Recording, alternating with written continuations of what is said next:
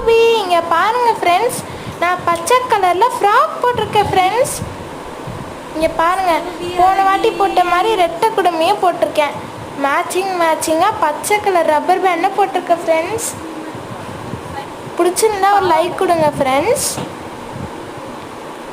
பாருங்கள் ஃப்ரெண்ட்ஸ், என்னால் அதை போட்டுட்டு நடக்க முடியலை, அதனால தான் நான் உட்காந்துருக்கேன்.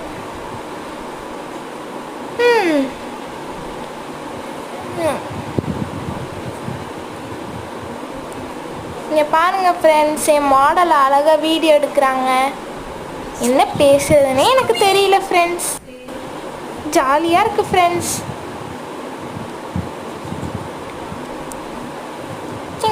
சிங்கிச்சா பாருங்கள், பேங்க்ஸும் விட்டுருக்கேன்.